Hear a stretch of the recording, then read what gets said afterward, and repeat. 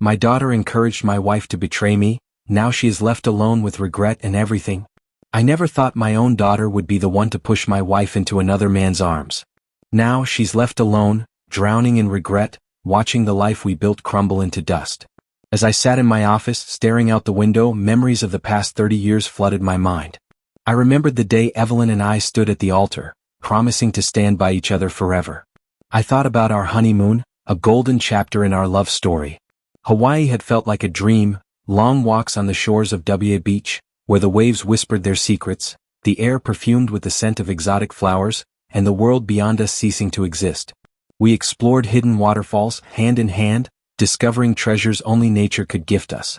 Our retreat in Maui became our sanctuary, a place where every sunset painted the sky with fire, and every stolen kiss tasted like eternity.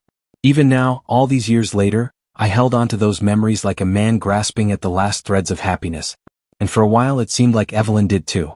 She had been unusually affectionate lately, pulling me into a whirlwind of passion I thought had long since faded. It felt like a second honeymoon, a rekindled flame that burned brighter than ever. I had no reason to question it. No reason to doubt her sudden tenderness. Love can make a man blind, and I was no exception. Jason, why are you smiling like that?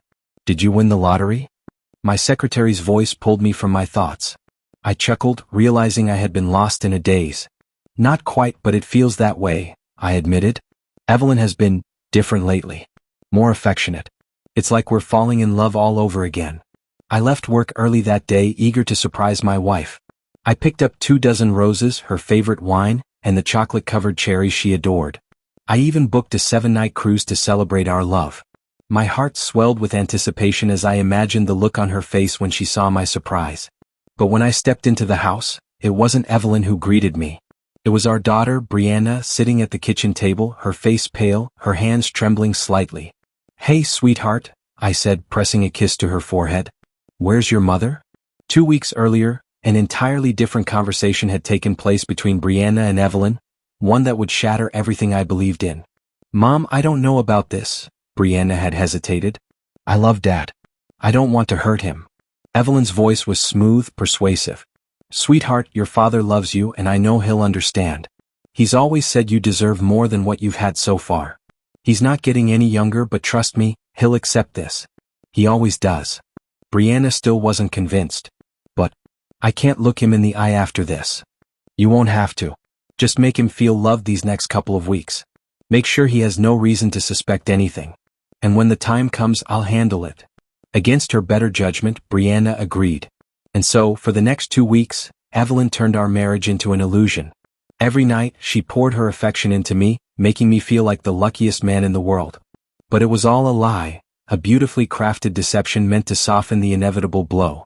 That night, Evelyn stood in front of the mirror, applying her makeup with meticulous precision. She dressed in the blouse she knew I loved, the one that hugged her curves just right. She had planned everything, one final night of passion before she walked into the arms of another man. But something unexpected happened. When she looked at me, truly looked at me, doubt crept in. For the first time since this plan was set in motion, guilt took hold of her. Could she really go through with it? Brianna noticed the shift in her mother. "Mom, this is incredible," she said, referring to the rekindled fire in our marriage. "But don't rush to cancel anything yet. Let's see how things go in the next 2 weeks. If it still feels right, you can back out at the last minute. But remember, opportunities like this don't come often." Evelyn hesitated. "You're right. But tell me more about Alexander. I know he's your friend's father, but what's his story?" Brianna sighed. After his wife was diagnosed with an inoperable brain tumor, Alexander quit his job to take care of her. She was the love of his life.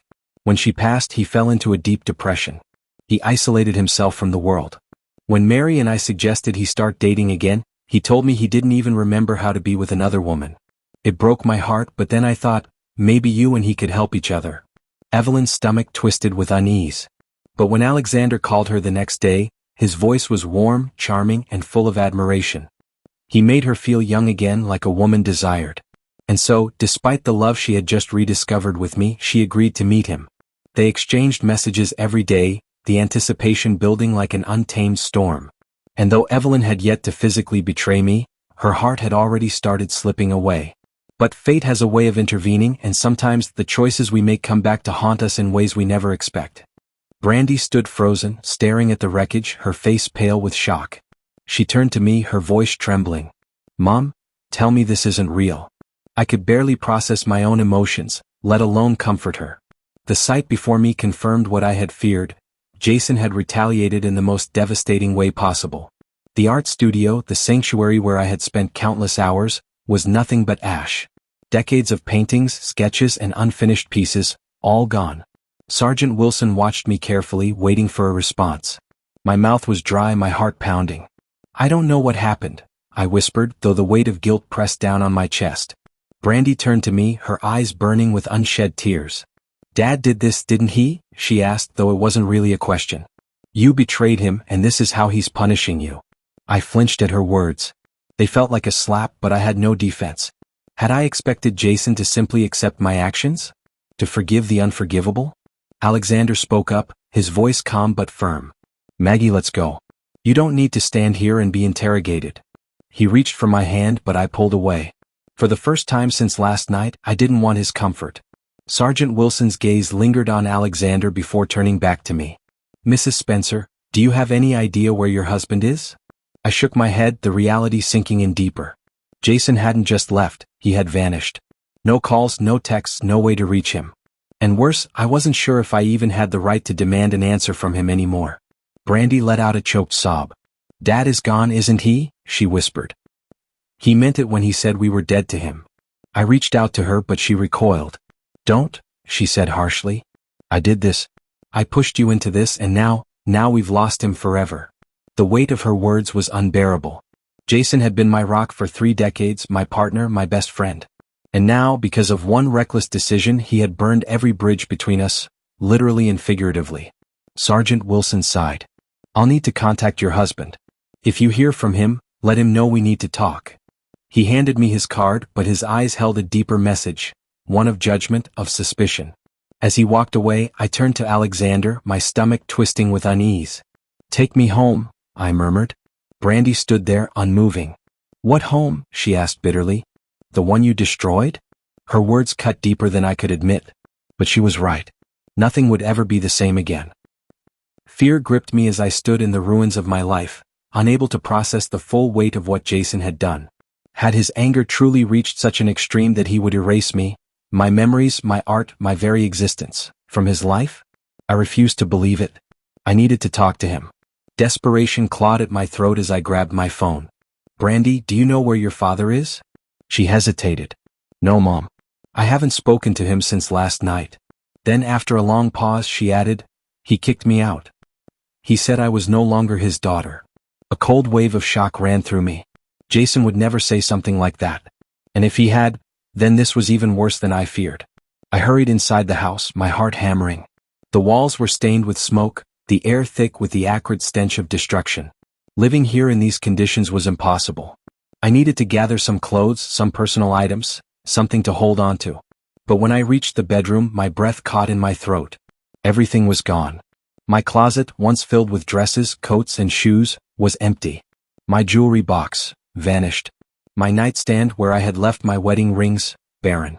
My stomach twisted. Jason had seen them. He had known I had taken them off. He had known I had abandoned him. Frantic, I tore through the house, opening every drawer, every cabinet, every possible hiding place. Nothing. Every trace of me was wiped clean. And then, a horrible realization settled deep in my gut. Jason hadn't just destroyed my studio.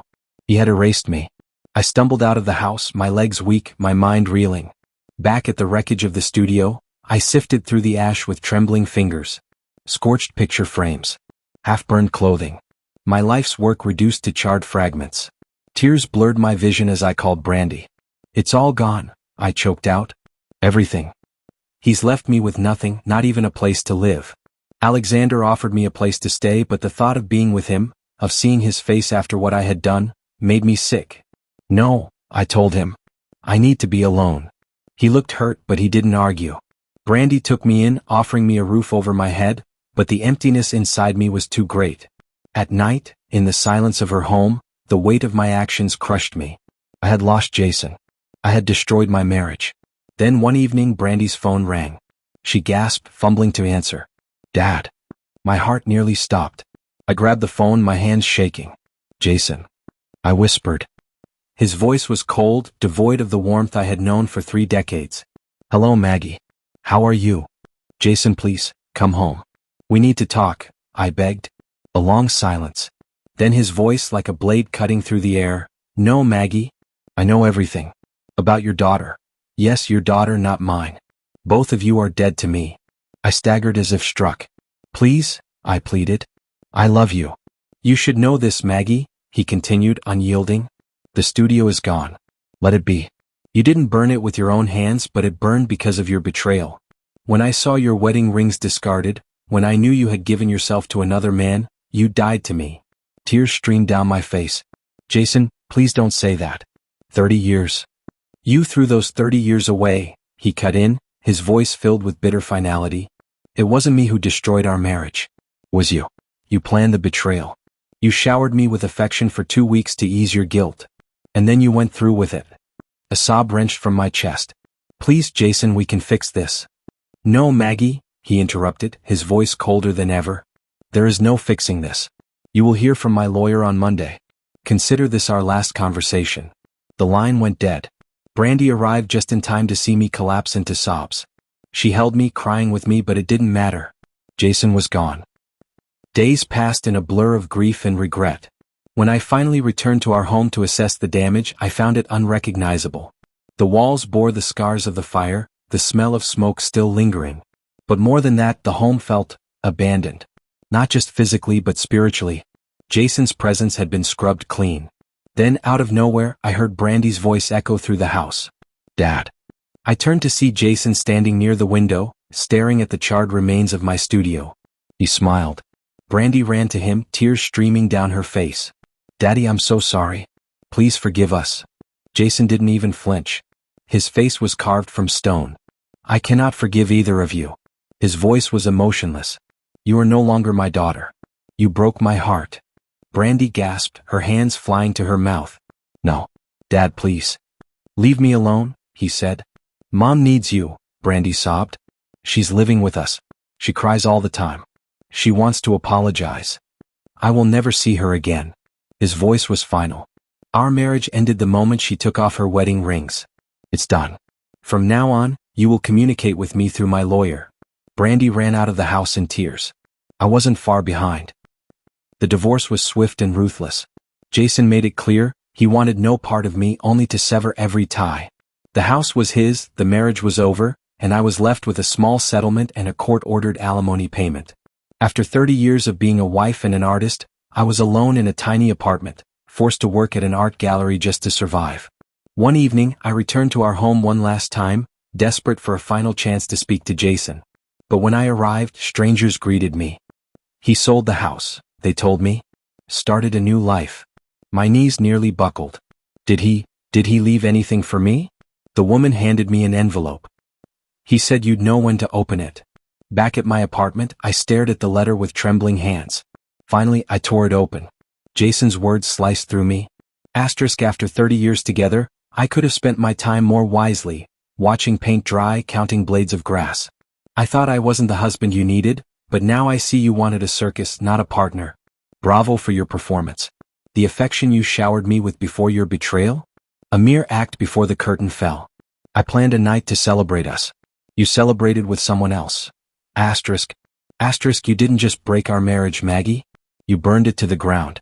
So I disappeared. I moved on. Do not look for me. Consider this letter your closure. If you were searching for forgiveness, you won't find it here. Asterisk. Goodbye. JS. Tears streamed down my face as I crumpled the letter to my chest. I had lost everything, my husband, my family, my home, my future.